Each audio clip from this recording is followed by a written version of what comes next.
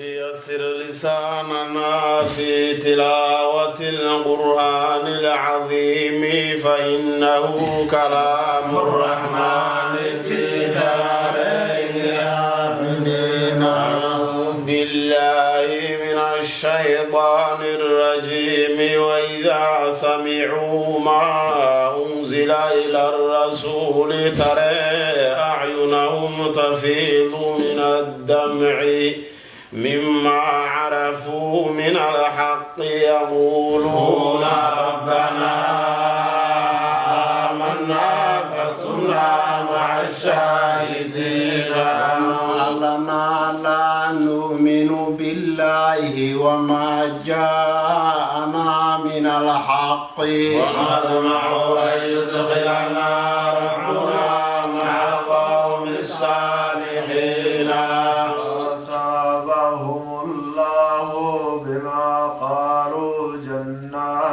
تجري من تحتها الأنهار خالدين فيها وذلك جزاء المحسنين. الذين كفروا وكذبوا بآياتنا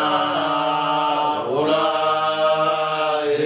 أصحاب الجحيم. يا أيها الذين آمنوا لا تحرموا طيبات ما أحل الله لكم ولا تعتدوا إن الله لا يحب المعتدين. مما رزقكم الله حلالا طيبا واتقوا الله الذي أنتم به مؤمنون. لا يؤاخذكم الله باللغو في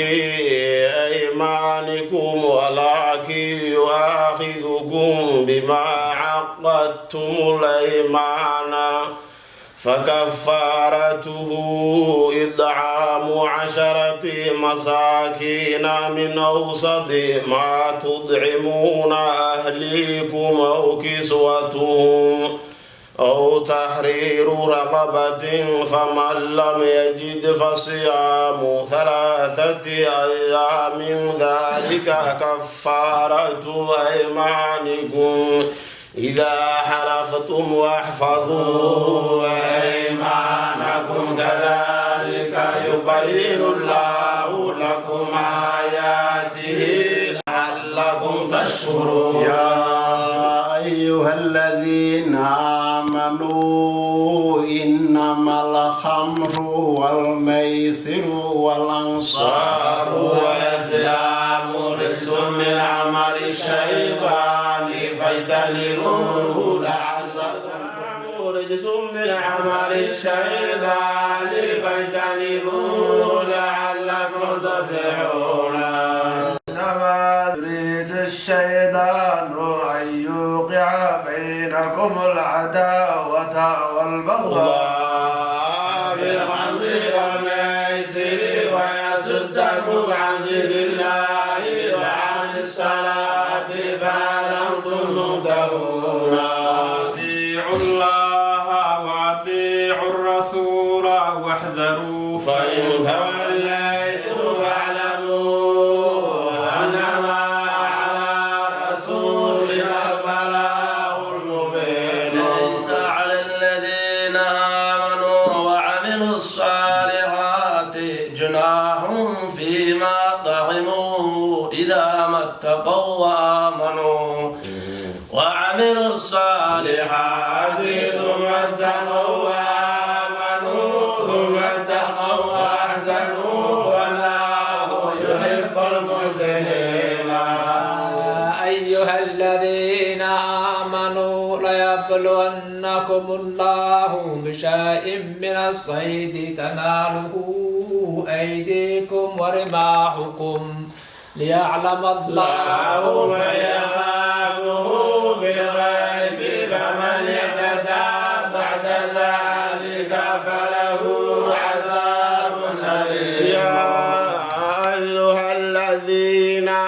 آمنوا لا تقتلوا الصيد وأنتم حرم ومن قتله منكم متعمدا فجزاء مثل ما قتل من النعم يحكم به ذوى عدل منكم هديا بالغ الكعبة أو كفارة طعام مساكين أو عدل ذلك صياما ليذوق وبال أمره عفى الله عما سلف ومن عاد فينتقم الله منه والله عزيز ذو انتقام. أحل لكم صيد البحر وطعامه متاعا لكم وللسيارة وحرم عليكم صيد البر ما دمتم حرما واتقوا الله الذي إليه تحشرون. جعل الله الكعبة البيت الحرام قياما للناس والشهر الحرام والهدي والقلائد ذلك لتعلموا أن الله يعلم ما في السماوات وما في الأرض وأن الله بكل شيء عليم. اعلموا أن الله شديد العقاب وأن الله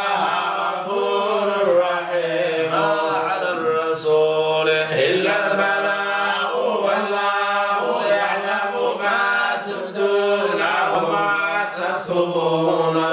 لا يستوي الخبيث والطيب ولو أعجبك كثرة الحديث فاتقوا الله يا أولي الألباب لعلكم تفلحون. يا أيها الذين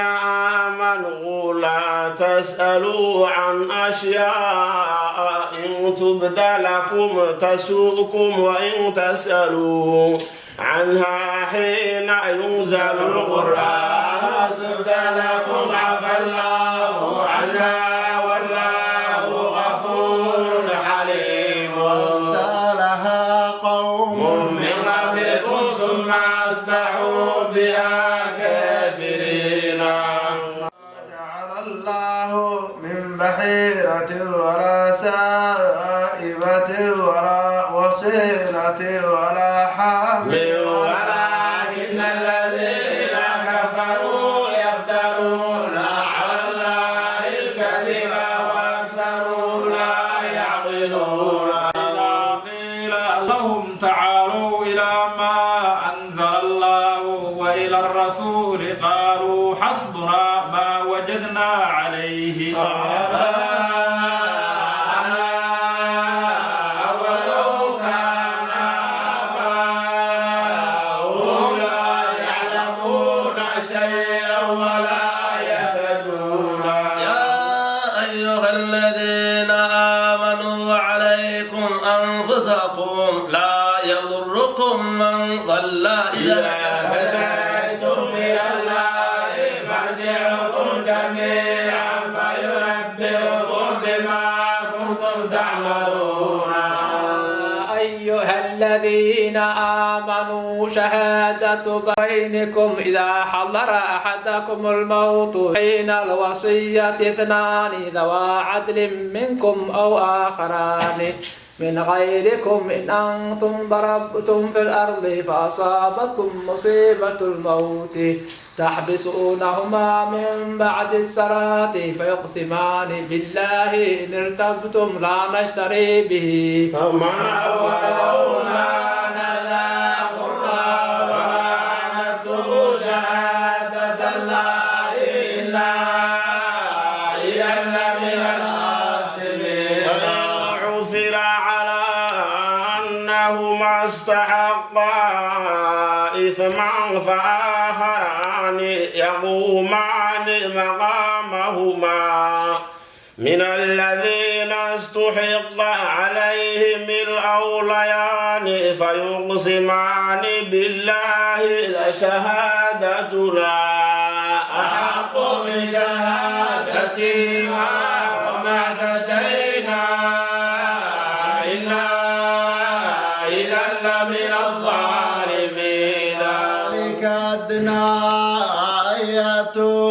الشهادة على وجهها أو يخافوا أن ترد إيمان بعد إيمانهم واتقوا الله واسمعوا والله لا يهدي القوم الفاسقين. يوم يجمع الله الرسل فيقول ماذا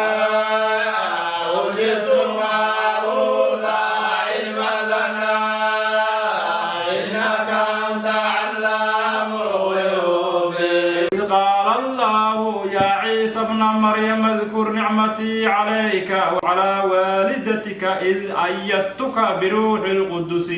تكلم الناس في المهد وكهلا وإذ علمتك الكتاب والحكمة والتوراة والإنجيل وإذ تخلق من الطين كهيئة الطير بإذني وتنفخ فيها فتكون طيرا بإذني وتبرئ الأكمه والأبرص بإذني وإذ تخرج الموتى بإذني وإذ كففت بني إسرائيل عنك إذ جئتهم بالبينات فقال الذين كفروا منهم من هذا إلا سحر مبين. وإذ أوحيت إلى الحواريين أن آمنوا بي وبرسولي قالوا آمنا واشهد أننا مسلمون. الحواريون يا عيسى ابن مريم هل يستطيع ربك أن ينزل علينا مائدة من السماء قال اتقوا الله إن كنتم مؤمنين. قالوا نريد أن نأكل منها وتطمئن قلوبنا ونعلم قد صدقتنا ونكون عليها من الشاهدين. قال عيسى ابن مريم اللهم ربنا أنزل علينا مائدة من السماء تكون لنا عيدا لأولنا وآخرنا وآية منك وارزقنا وأنت خير الرازقين. قال الله إني منزلها عليكم فمن يكفر بعد منكم فإني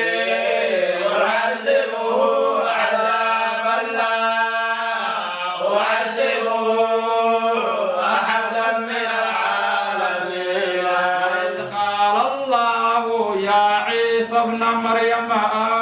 أنت قلت للناس اتخذوني وأمي إلهين من دون الله قال سبحانك ما يكون لي أن أقول ما ليس لي بحق إن كنت قلته فقد علمته تعلم ما في نفسي ولا أعلم ما في نفسك إنك أنت علام الغيوب. قلت لهم إلا ما أمرتني به أن اعبدوا الله ربي وربكم وكنت عليهم شهيدا ما دمت فيهم فلما توفيتني كنت أنت الرقيب عليه وأنت على كل شيء شهيد. تعذبهم فإنهم عبادك وإن تغفر لهم فإنك أنت العزيز الحكيم. قال الله هذا يوم ينفع الصادقين صدقهم لهم جنات تجري من تحتها الأنهار خالدين فيها أبدا رضي الله عنهم ورضوا عنه ذلك الفوز العظيم. لله ملك السماوات والأرض وما فيهن وهو على كل شيء وما فيهن وهو على كل شيء قدير. بسم الله الرحمن الرحيم الحمد لله خلق السماوات والأرض وجعل الظلمات والنور ثم الذين كفروا بربهم يعدلون الذي خلقكم من طين ثم قضى أجلا وأجل مسمى عنده ثم أنتم تمترون الله في السماوات وفي الأرض يعلم سركم وجهلكم ويعلم ما تكسبون تأتيهم من آيات يأتي من آيات ربهم إلا كانوا عنها معرضين كذبوا بالحق لما جاءوا فسوف يأتيهم أنباء ما كانوا به يستهزئون كم أهلكنا من قبلهم من قرن مكناهم في الأرض ما لم نمكن لكم وأرسلنا السماء عليهم مدرارا وجعلنا الأنهار تجري من تحتهم فأهلكناهم بذنوبهم وأنشأنا من بعدهم قرنا آخرين ولو نزلنا عليك كتابا في قرطاس فلمسوه بأيديهم لقال الذين كفروا إن هذا إلا سحر مبين وقالوا لولا أنزل عليه ملك ولو أنزلنا ملكا لقضي الأمر ثم لا ينظرون لو جعلناه ملكا لجعلناه رجلا ولبسنا عليهم ما يلبسون استهزئ برسل من قبلك فحاق بالذين سخروا منهم ما كانوا به يستهزئون سيروا في الأرض ثم انظروا كيف كان عاقبة المكذبين لمن ما في السماوات والأرض قل لله كتب على نفسه الرحمة ليجمعنكم يوم القيامة لا ريب فيه الذين خسروا أنفسهم فهم لا يؤمنون له ما سكن في الليل والنهار وهو السميع العليم وغير الله أتخذ وليا فاطر السماوات والأرض وهو يدعم ولا يدعم قل إني أمرت أن أكون أول من أسلم ولا تكونن أمرت أن أكون أول من أسلم ولا تكونن من المشركين إني أخاف إن عصيت ربي عذاب يوم عظيم يصرف عنه يوم وإذ فقد رحمه وذلك الفوز المبين وإن يمسسك الله بضر فلا كاشف له إلا هو وإن يمسسك بخير فهو على كل شيء قدير هو القاهر فوق فوق عباده وهو الحكيم الخبير أي شيء أكبر شهادة قل الله شهيد بيني وبينكم وأوحي إلي هذا القرآن لينذركم به ومن بلغ إنكم لتشهدون أن مع الله قل لا أشهد إنما هو إله واحد وإنني بريء مما تشركون الذين آتيناهم الكتاب يعرفونه كما يعرفون أبناءهم الذين خسروا أنفسهم فهم لا يؤمنون أظلم ممن افترى على الله كذبا أو كذب بآياته إنه لا يفلح الظالمون نحشرهم جميعا ثم نقول لله الذين أشركوا وأين شركاؤهم وأين شركاؤهم الذين كنتم تزعمون لم تكن فتنتهم إلا ربنا ما كنا مشركين انظر كيف كذبوا كذبوا على أنفسهم وضل عنهم ما كانوا يفترون من يستمع إليك وجعلنا على قلوبهم أكنة أن يفقهوا وفي آذانهم وقرا وإن يروا كل آية لا يؤمنوا بها حتى إذا جاءوك يجادلونك يقول الذين كفروا إن هذا إلا أساطير الأولين هم ينهون عنه وينهون عنه وإن يهلكون إلا أنفسهم وما يشعرون إذ وقفوا على النار فقالوا يا ليتنا نرد ولا نكذب بآيات ربنا ونكون من المؤمنين لهم ما كانوا يخفون من قبل ولو ردوا لعادوا لما نهوا عنه وإنهم لكاذبون وقالوا إن هي إلا حياتنا الدنيا وما نحن بمبعوثين إذ وقفوا على ربهم قال ليس هذا بالحق قالوا بلى وربنا قال فذوقوا العذاب بما كنتم تكفرون خسر الذين كذبوا بلقاء الله حتى إذا جاءتهم الساعة بغتة قالوا يا حسرتنا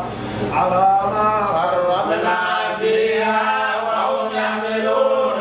أوزارهم على ظهورهم ألا ساء ما يزرون الحياة الدنيا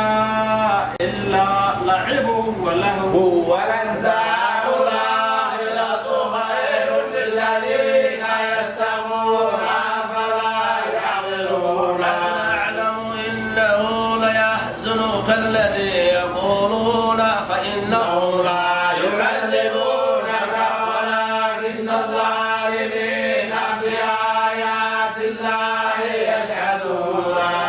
كذبت رسل من قبلك فصبروا على ما كذبوا وأوذوا حتى أتاهم نصرنا ولا مبدل لكلمات الله ولقد جاءك من نبأ المرسلين وإن كان كبر عليك إعراضهم فإن استطعت أن تبتغي نفقا في الأرض أو سلما في السماء فتجعوا بآية ولو شاء الله لجمعهم على الهدى فلا تكونن من الجاهلين إنما يستجيب الذين يسمعون والموتى يبعثهم الله ثم إليه يرجعون وقالوا لولا نزل عليه آية من ربه قل إن الله قادر على أن ينزل آية ولكن أكثرهم لا يعلمون وما من دابة في الأرض ولا طائر يطير بجناحيه إلا أمم أمثالكم ما فرطنا في الكتاب بشيء ثم إلى ربهم يحشرون الذين كذبوا بآياتنا صم وبكم في الظلمات من يشاء الله يضلل ومن يشاء يجعله على صراط مستقيم يأتيكم إن أتاكم عذاب الله وأتتكم الساعة وغير الله تدعون إن كنتم صادقين وإياه تدعون فيكشف ما تدعون إليه إن شاء وتنسون ما تشركون وقد أرسلنا ربك فأخذناهم بالبأساء والضراء لعلهم يتضرعون لولا إذ جاءهم بأسنا تضرعوا ولكن قسى قلوبهم وزين لهم الشيطان ما كانوا يعملون ما نسوا ما ذكروا به فتحنا عليهم أبواب كل شيء حتى إذا فرحوا بما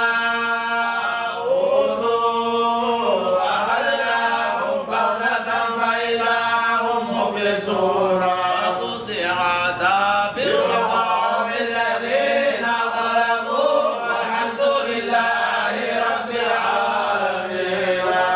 أنتم إن أخذ الله سمعكم وأبصاركم وختم على قلوبكم من إله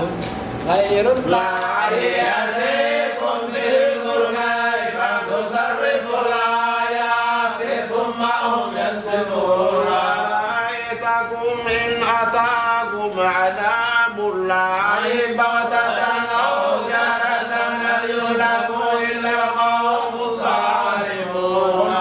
نرسل المرسلين إلا مبشرين ومنذرين فمن آمن وأصلح فلا خوف عليهم ولا هم يحزنون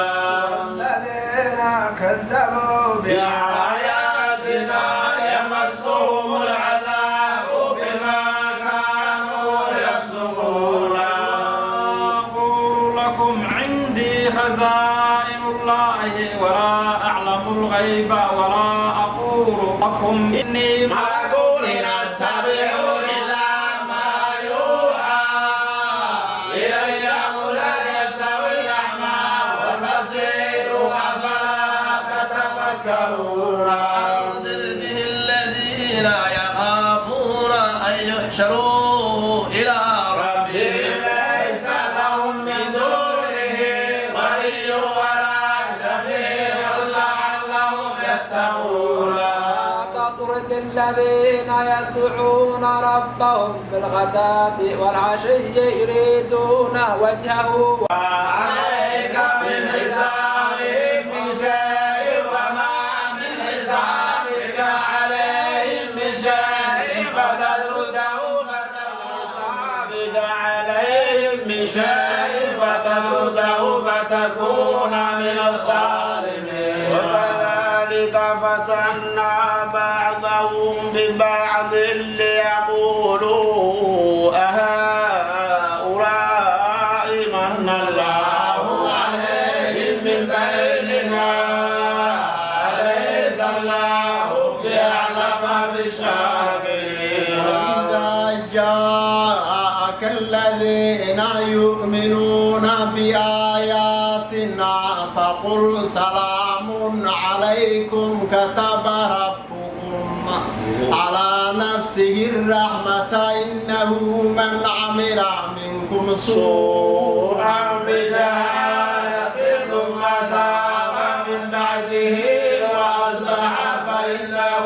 غفور رحيم وكذلك نفصل الآيات ولتستبين سبيل المجرمين قل إني نهيت أن أعبد الذين تدعون من دون لله قل لا أتبع أهواءكم أضللت إذا وما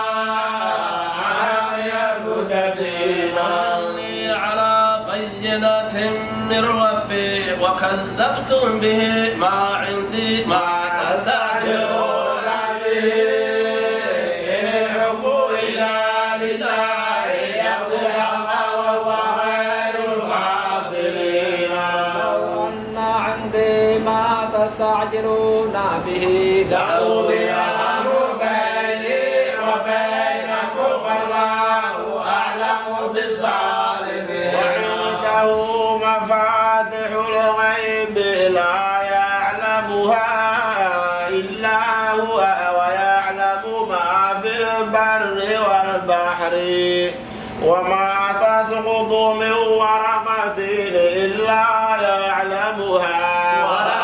حبة في ظلمات الأرض ولا رطب ولا يابس إلا في كتاب مبين. وهو الذي يتوفاكم بالليل ويعلم ما جرحتم بالنهار ثم يبعثكم فيه ليقضى أجل مسمى ثم إليه مرجعكم ثم ينبئكم بما كنتم تعملون. وهو القاهر فوق عباده ويرسل عليكم حفظة حتى إذا جاء أحدكم الموت توفته رسلنا وهم لا يفرطون. ردوا إلى الله مولاهم الحق ألا له الحكم وهو أسرع الحاسبين. ينجيكم من ظلمات البر والبحر تدعونه فضلوا عوفية لئن أنجيتنا من هذه لنكونن من الشاكرين. الله ينجيكم منها ومن كل كرب ثم أنتم تشركون. ويقدروا على أن يبعث عليكم عذابا من فوقكم أو من تحت أرجلكم أو يلبسكم شيعا ويذيق بعضهم بأس بعض انظر كيف نصرف الآيات لعلهم يفقهون. كذب به قومك وهو الحق قل لست عليكم بوكيل لكل نبأ مستقر وسوف تعلمون. وإذا رأيت الذين يخوضون في آياتنا فأعرض عنهم حتى يخوضوا في حديث غيره وإما ينسينك الشيطان فلا تقل بعد الذكر مع القوم الظالمين. وما على الذين يبتغون من حسابهم من شيء ولكن لكي لعلهم يتقون. الذين اتخذوا دينهم لعبا ولهوا وغرتهم الحياة الدنيا وذكر به أن تبصر نفس بما كسبت ليس لها من دون الله ولي ولا شفيع وإن تعدل كل عدل لا يؤخذ منها. أولئك الذين أرسلوا بما كسبوا لهم شراب من حميم وعذاب أليم بما كانوا يكفرون. ندعو من دون الله ما لا ينفعنا ولا يضرنا ونرد على أعقابنا بعد إذ هدانا الله كالذي استهوته الشياطين في الأرض حيران له أصحاب يدعونه إلى هداتنا قل إن هدى الله هو الهدى وأمرنا لنسلم لرب العالمين. أقيموا الصلاة واتقوه وهو الذي إليه تحشرون. والذي خلق السماوات والأرض بالحق ويوم يقول كن فيكون. الحق وله الملك يوم ينفخ في الصور عالم الغيب والشهادة وهو الحكيم الخبير. وإذ قال إبراهيم لأبيه آزر أتتخذ أصناما آلهة إني عليك وقومك في ضلال مبين. وكذلك نري إبراهيم ملكوت السماوات والأرض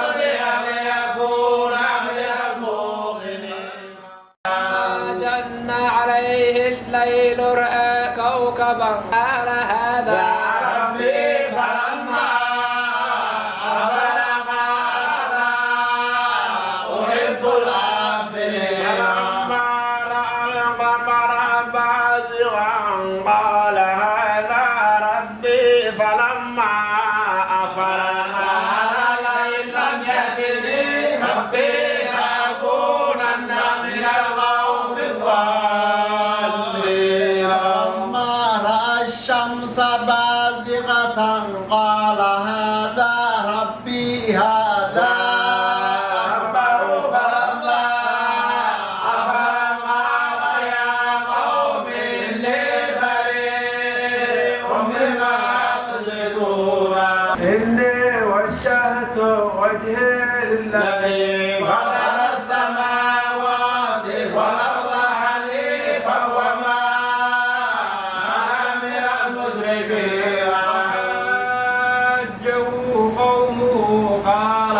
أتحاجوني في الله وقد هداني ولا أخاف ما تشركون به إلا أن يشاء ربي بشيء وسع ربي كل شيء علما فلا تتذكرون. فخافوا ما أشركتم ولا تخافون أنكم أشركتم بالله ما لم ينزل به عليكم سلطانا فأي الفريقين أحق بالأمن كنتم تعلمون. الذين آمنوا ولم يلبسوا إيمانهم بظلم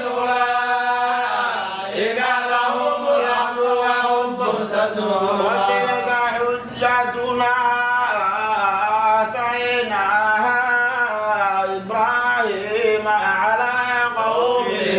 نرفع درجات من نشاء إن ربك حلو درجات من نشاء إن ربك حكيم عليم. ووهبنا له إسحاق ويعقوب كلا هدينا ونوحا هدينا من قبل ومن ذريته داود وسليمان وأيوب ويوسف وموسى وهارون وكذلك نجزي المحسنين. وزكريا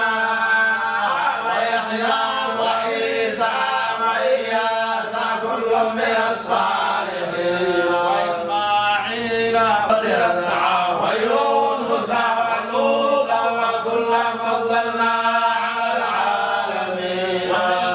آبائهم وذرياتهم وإخوانهم واجتبيناهم وهديناهم إلى صراط مستقيم.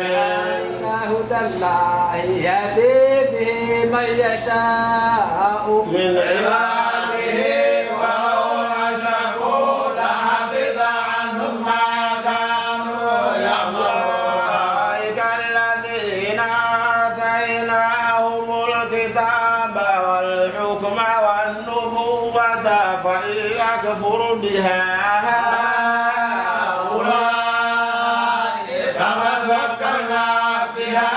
قوما ليسوا بها بكافرين. أولئك الذين هدى الله فبهداه مقتدي قل لا أسألكم عليه أجرا إن هو إلا ذكرى للعالمين. قدر الله حق قدره إذ قالوا ما أنزل الله على بشر من شيء قل من أنزل الكتاب الذي جاء به موسى نورا وهدى للناس يجعلونه قراطيس يبدونها ويخفون كثيرا وعلمتم ما لم تعلموا أنتم ولا آباؤكم قل الله ثم ذرهم في خوضهم يلعبون. هذا كتاب أنزلناه مبارك مصدق الذي بين يديه ولتنذر أم القرى ومن حولها والذين يؤمنون بالآخرة يؤمنون به وهم على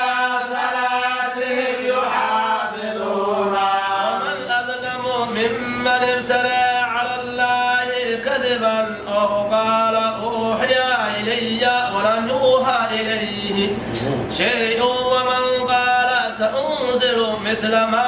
أنزل الله ولو ترى إذ الظالمون في غمرات الموت والملائكة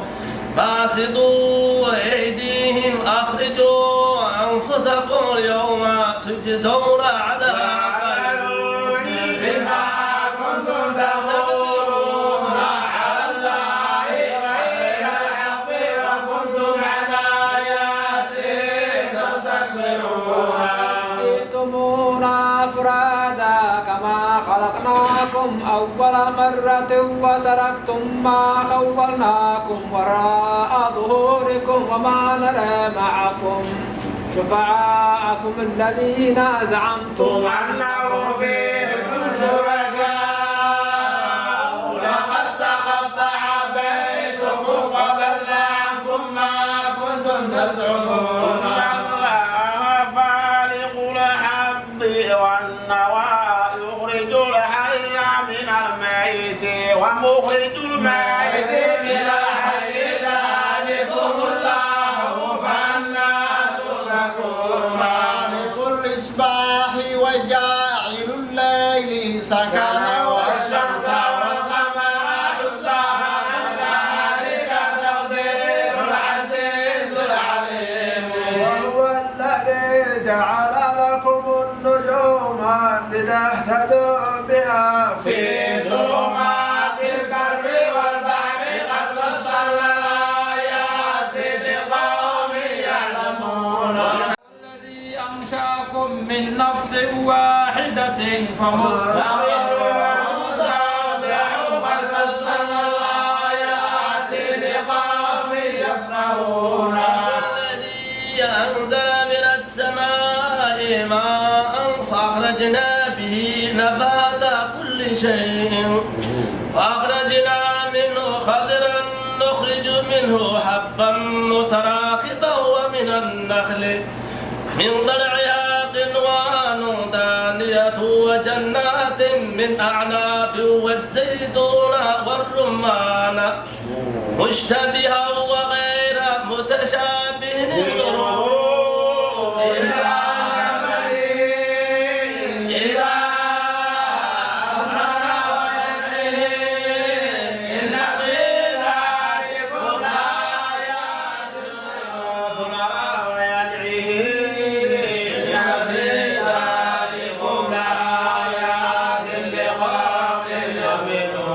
جعلوا لله شركاء الجن وخلقوا له بنين وبنات بغير علم سبحانه وتعالى عما يصفون بديع السماوات والأرض أنى يكون له ولد ولم تكن له صاحبة وخلق كل شيء وهو بكل شيء عليم ذلكم الله ربكم لا إله إلا هو خالق كل شيء فاعبدوه وهو على كل شيء وكيل لا تدركه الأبصار وهو يدرك الأبصار وهو اللطيف الخبير جاءكم بصائر من ربكم فمن أبصر فلنفسه ومن عمي فعليها وما أنا عليكم بحفيظ وكذلك نصرف الآيات وليقولوا درست ولنبينه لقوم يعلمون ما أوحي إليك إليك من ربك لا إله إلا هو واعرض عن المشركين لو شاء الله ما أشركوا وما جعلناك عليهم حفيظا